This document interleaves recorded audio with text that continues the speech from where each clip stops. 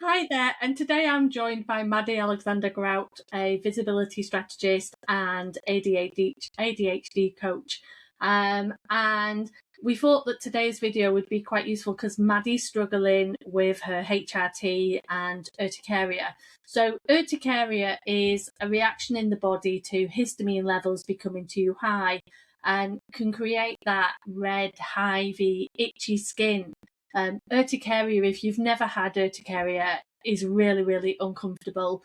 The urge to scratch is virtually constant. And if you have it at night, which is when it's more common as your body temperature rises, it can literally stop you from sleeping.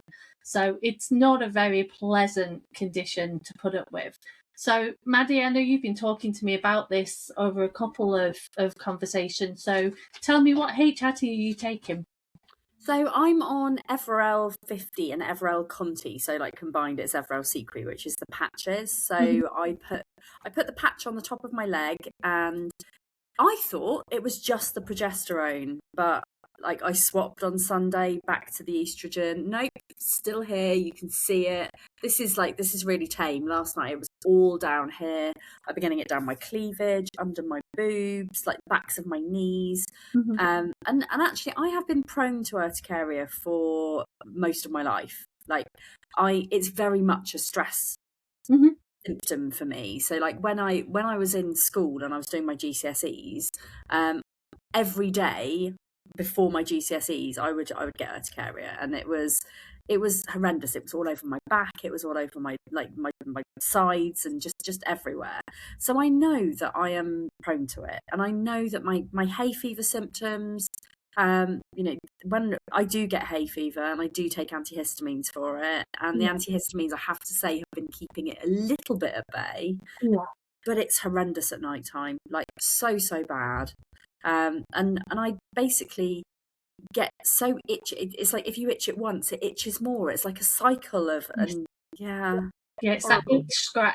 itch scratch cycle. It So is. when we look at hormones and menopause and HRT, there are different roles for estrogen and progesterone from a histamine perspective. So estrogen actually increases the likelihood of the mast cell in the body, which is the cell that produces histamine and releases it, makes it more likely to release that histamine, but it also blocks the DAO enzyme. So DAO is an enzyme in the body which actually is responsible for the breakdown of histamine. So if we're breaking it down, it's not able to generate these allergic type reactions. So you've got estrogen that's increasing that histamine potential, Mhm. and progesterone should actually dampen that down because progesterone stabilizes the mast cell and reduces the levels of circulating histamine in the body. So oftentimes what we'll find is at certain parts of the cycle that it should be better because you've got more progesterone and less estrogen. But of course, once you get into HRT, you've then got a permanent level of estrogen that's being provided by the HRT. And then for 2 weeks of the month, you've got the progesterone. Now, in your case, you're taking a synthetic form of progesterone, which in and of itself can cause more allergy type symptoms. And I know when we've spoken in the past, you felt that you were worse in that period when you've got that Yeah. progestin. Now, if you were on the progesterone, that would probably be having a much more balancing effect on that estrogen. So one of the things that you can do is you can ask your GP to swap from the Sequi to just doing the estrogen patches or the Everel patches, and then taking the oral progesterone, which is bioidentical to what the body would be producing for Yeah. 14 days of the month, and see how that works. And that can often help to sort of support that period when you've got the artificial progestin.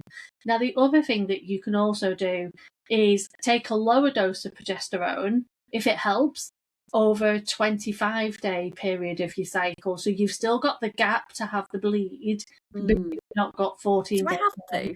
14 days on.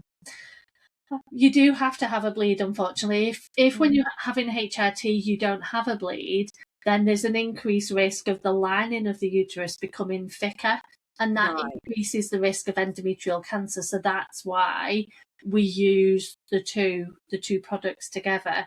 Now, if you see a private GP, sometimes what they'll do is suggest that you have a Mirena coil, which can support the lining of the uterus, and then you could theoretically take progesterone all cycle round, but you wouldn't get that from an NHS GP because that's not really within the prescribing guidelines. So I think in the first instance, asking the GP, can you try the progesterone, do it 14 days on, 14 days off to see what impact it has on your symptoms. And then if it's helping the symptoms, but you're still struggling on the days that you're not on it, you can then ask about having a lower dose over the 25 days so that you've still got, you've only got 3 days of the month there where you're having a problem rather than having 14 days of the month or 28 days of the month. So I think that would be what I would suggest to start with. Some women use the estrogen gels, which can give you a little bit more flexibility with dosing. So you might find that a slightly lower dose of estrogen still helps your hormonal symptoms, but isn't driving that histamine quite as badly. Now, I know that you've also got a thyroid condition like I have, and unfortunately, thyroid conditions do predispose you to urticaria anyway. Having a getting your levels checked of your thyroid hormones to make sure that they're in the right range, because you tend to find that urticaria is worse when your thyroid isn't quite supported enough. So definitely ask the doctor to do a blood test to see if that's causing a factor. By far, one of the biggest issues with urticaria is the mast cell being unstable and more likely to break down. And one of the things that I notice personally, because I suffer from urticaria because I'm also hypothyroid, is that it's almost like my hydration barometer. So the more hydrated I am, the more hydrated I am, the better my urticaria is. So I tend now only to get urticaria if I'm dehydrated. So if I've been particularly busy and I've not had enough fluid, then I'll notice that I'll be slightly more symptomatic, and I might then need to think to take antihistamines. So it's almost like you've not drunk very much today.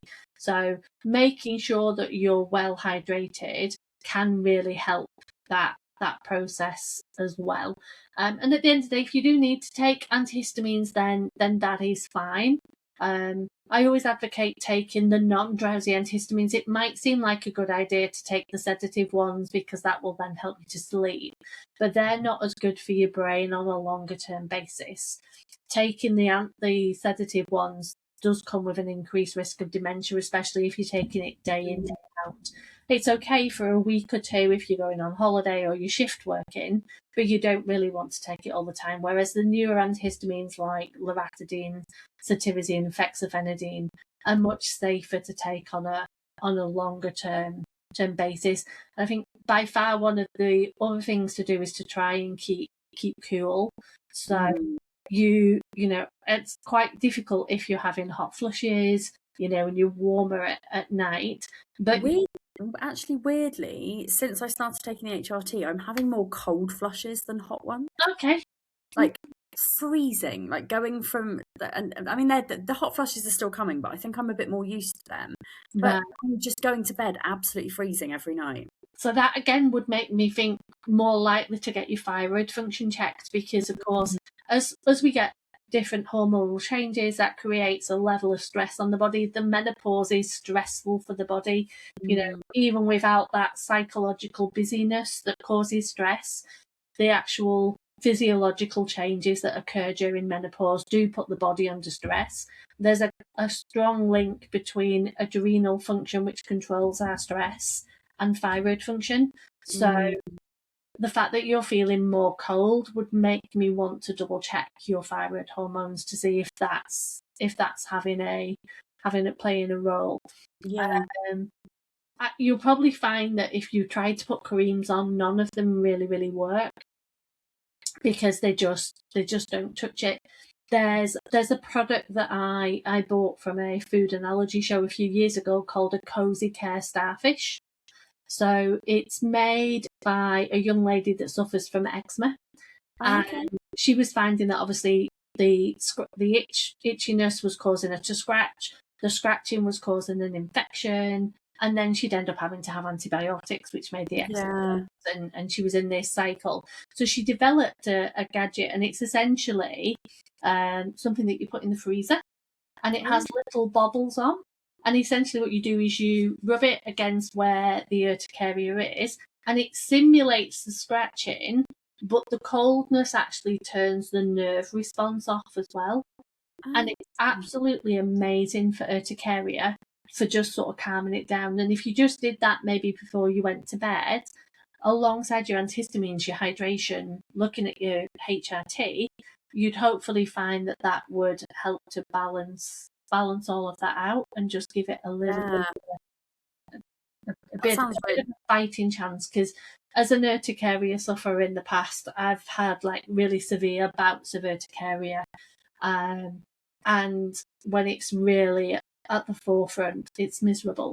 And I think anything that we can do to calm that down can help. And of course, if we know that the menopause is made worse by poor sleep, high stress, poor blood sugar, and then being constipated, if you're not sleeping because of urticaria, then that's one of the 4 lifestyle areas that's making that worse. Yeah, and it gives me headaches. So I get headaches from not sleeping properly. I feel like, I'm waking up and I'm still super tired, and bags, they're there.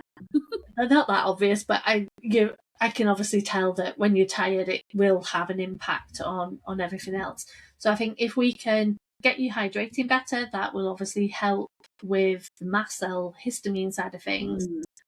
Maybe having a look at the cozy care starfish so that you get better sleep.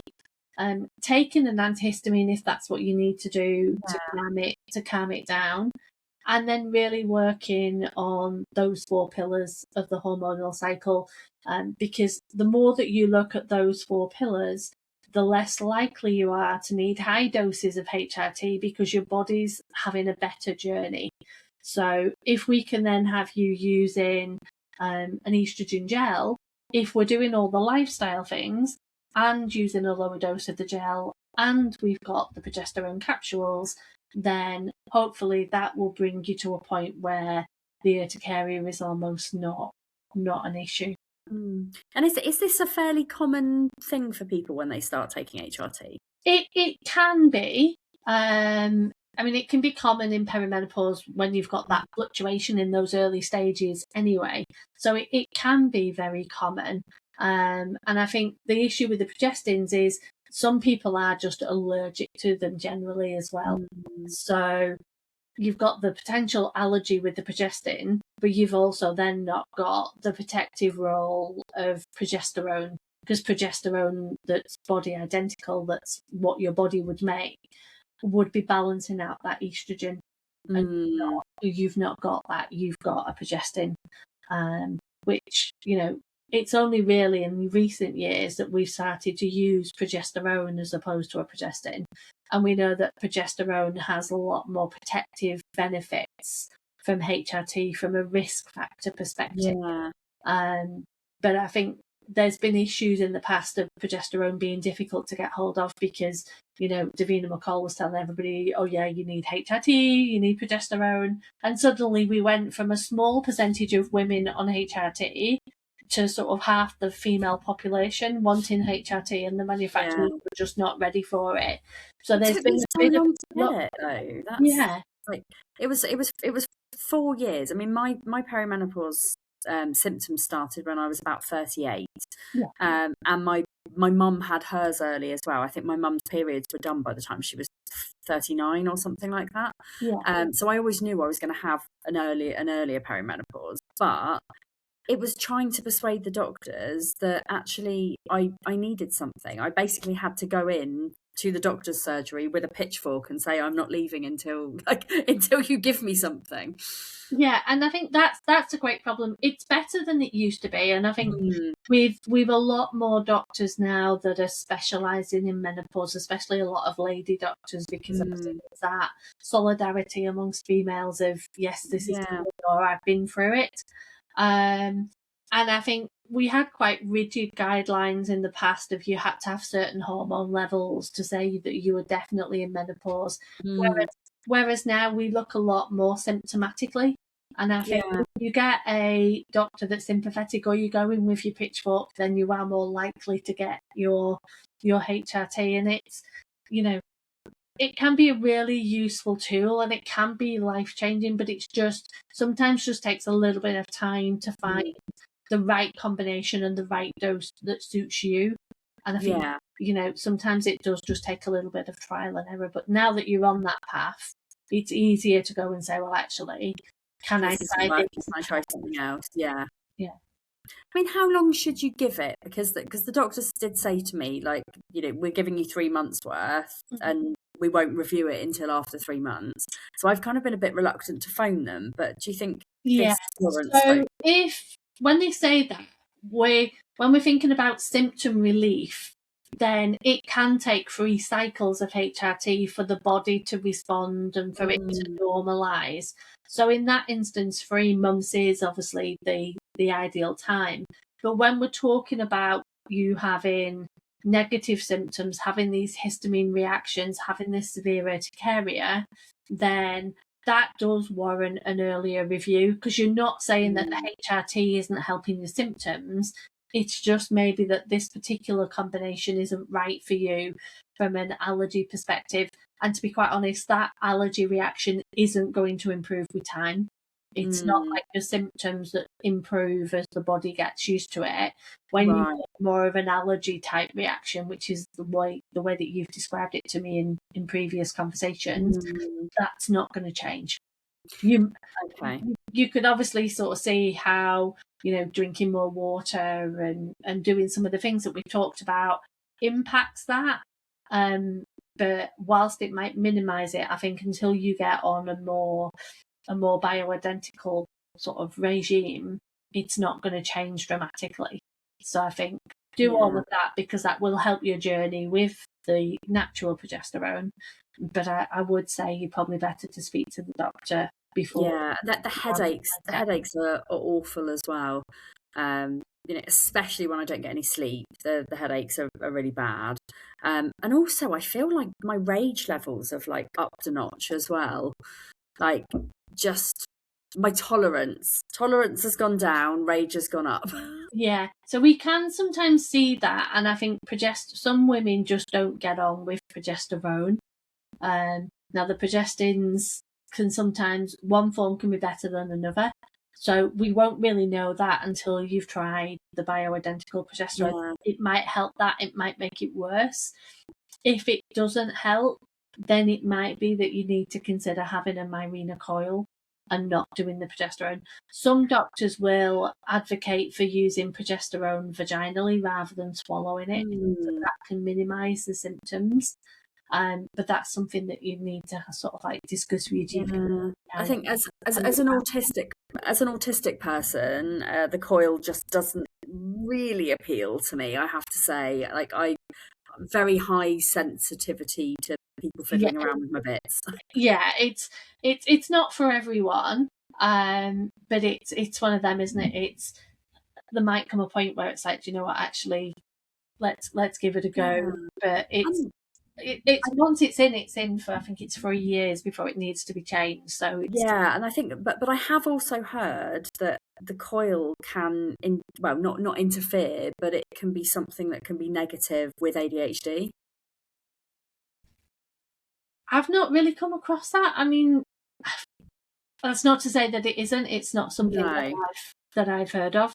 There is still a progestin in the coil, so there is still some progesterone circulating through the body, but it's not huge amounts. It is potentially a risk. And in that instance, you then obviously have to go through the removal process. But unfortunately, there's no perfect answer in these circumstances. It's a case of trial and error to see what works for you. I mean, I'm with you. I don't think I'd personally want a coil fitted, but I can't even handle tampons. I'm like, no, thank you. It's scary.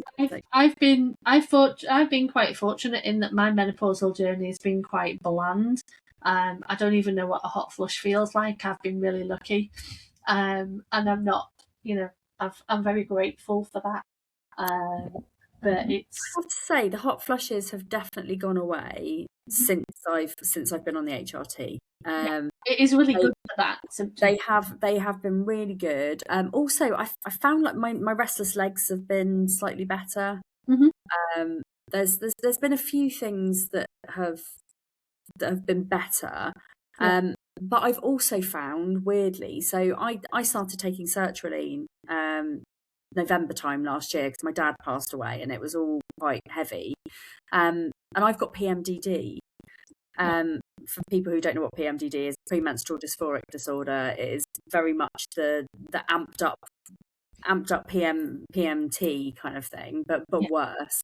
And the sertraline was really helping with that. But Hmm. since I've started on the HRT, I've found it's less effective, and I'm actually having low days.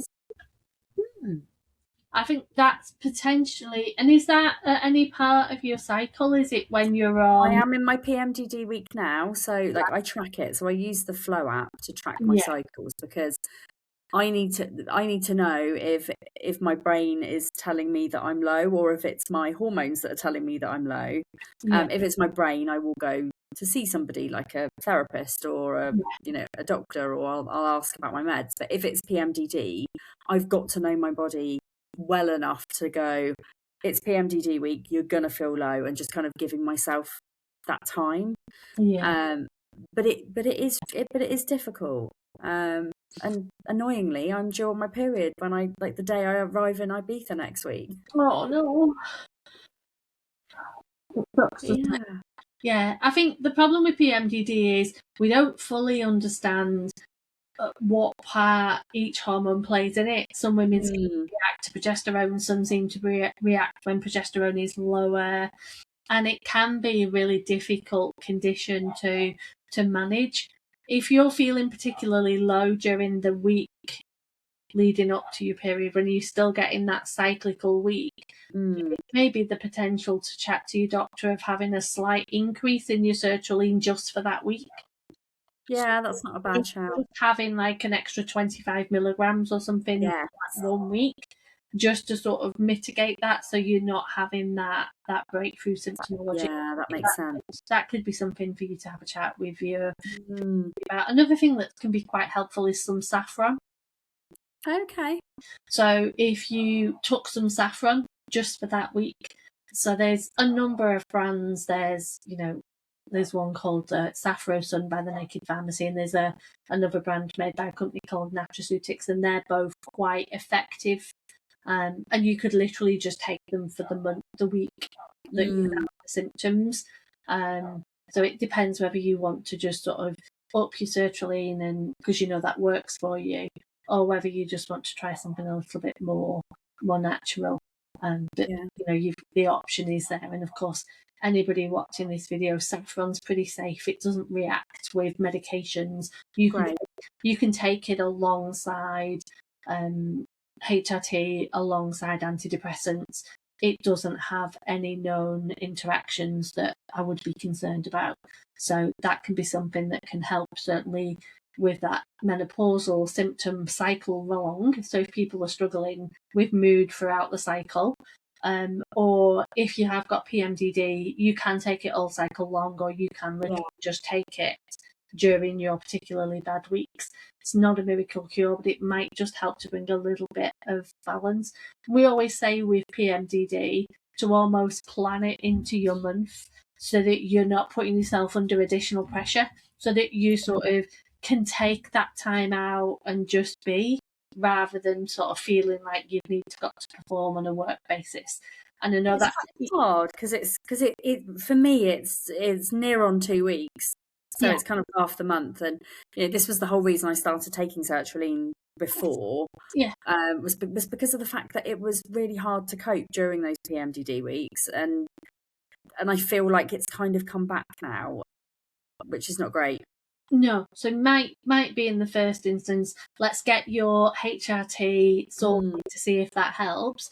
But I think having that option of just taking a little bit of extra sertraline for those 2 weeks while everything sort of finds its balance might be might be useful. And I know it's slightly easier being self-employed to sort of give yourself quieter weeks rather than busy weeks and just prioritize what goes there. But obviously, if you're working a 9 to 5 job and your job is stressful, then it's not as easy as it. But I think certainly have a look at either taking some saffron or taking a slightly bigger dose of your sertraline with your doctor's approval, obviously. Yeah, amazing. I think it's actually really important to have these conversations, because otherwise people feel like they're broken and it's not working. And you know, with invisible conditions, I mean, this one is now visible, annoyingly.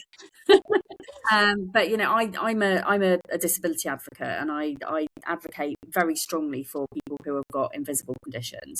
As somebody who's got ADHD, I'm autistic, I have all of the other neurodivergent presentations, PMDD, perimenopause, depression, anxiety, you name it. They're all things that you can't see. And it is really tough when you go into the workplace to actually be able to say, like, for a whole 2 weeks, I'm not going to be myself. And really really don't help with that. I mean, how are we meant to advocate for ourselves? That's really tough, isn't it? It is really tough, and I think it's a case of just making sure that you have a list so that when you do go to see the doctor, you're not pressured. And I think you might go in and think, oh, I forgot to tell them about this, or I forgot to tell them about that. So I think if you're in that space where you haven't got a lot of headspace, having a clear list, taking somebody with you that can advocate if you're not a particularly forceful person. I know you're quite forceful and you don't need an advocate, but some people might feel intimidated. So I think it's good to take somebody that says, no, this is not acceptable, because I think it can be easy to be dismissed by a doctor, and sometimes females are a little bit more dismissed than males, but actually it can sometimes depend on the doctor as well. You know, there are some amazing doctors out there, but I always remember a doctor that spoke to my other half when we went with a problem, and his answer was, "You've never seen a fat Japanese prisoner of war." And it was like, that was not helpful at all. Wow. Do you know what I mean? So it's that whole, we need to get better at advocating for ourselves, and actually it's appropriate to be dismissed by the medical profession. We know they're under pressure, but at the end of the day, they're there to help us, and I think we need to just be strong in advocating for ourselves. And if things don't go well, then actually sort of contacting PAL, the patient liaison service, and going, I'm actually not happy with how this is. I mean, like, trigger warning here, but I told my doctor that I was suicidal, and she basically said, what do you want me to do about it? Honestly, I've never felt so unseen in my life. It was horrible. And when I went back in to ask for the HRT, it was the same doctor, and I was just like, this is right. I kind of just dug my heels in, and I was like, I am not leaving until you give me something to help me with this, because otherwise I will not come back. And she was like, well, don't come back then. I was like, you don't get what I'm saying. Like, I will not come back. So it was a really important conversation for me to have. And you know, the thing is, you're right, I am really strong, but we also gaslight ourselves, don't we? When we think medical professionals are not listening to us, they're gaslighting us, which means we gaslight ourselves, so we don't actually stand up for what we need to be talking about. And this it's a very, very common thing that I see with, especially in the neurodivergent world, where people are like, I've been to my doctor to say that I'm neurodivergent, and they've said, no, you're not, go away, kind of thing. And it's like, we know our brains. Absolutely. And really, the only person who can tell you whether you have or you haven't is a clinical psychiatrist. And they don't know that, but it's money, isn't it? They want to kind of keep us away a little bit from the things that cost a bit more money. It is very, very sad, the state of our NHS at the moment. But I think we do still need to fight. Yeah, we do. And I think it's like any profession, there are really good practitioners and there are really, poor practitioners. And I think, yes, the NHS is under pressure. GPs have a small amount of time to deal with each patient, so they're under pressure. But that doesn't mean that they can get away with treating us like second-class citizens or being quite assertive and aggressive. And I think certainly, like the older generation, like my parents, you know, the doctor's word was God, and you know, they wouldn't sort of dare sort of challenge and go, I don't agree, or this isn't right, Right. Yeah. and I think we're in that world now where we actually need to be prepared to advocate for ourselves and go, actually, no, I know my body, I know this isn't right. And Yeah. that is so, so important. Yeah, it really is. Well, thank you for helping me with this, because I'm hoping it will go away soon. No, well, thank you for joining me on a discussion. I think it's nice that people get to see that there are real life struggles and to feel that they're not alone. Yeah. I'd love to know how you get on going forwards, and maybe we'll have you back and see how your journey is going. Absolutely.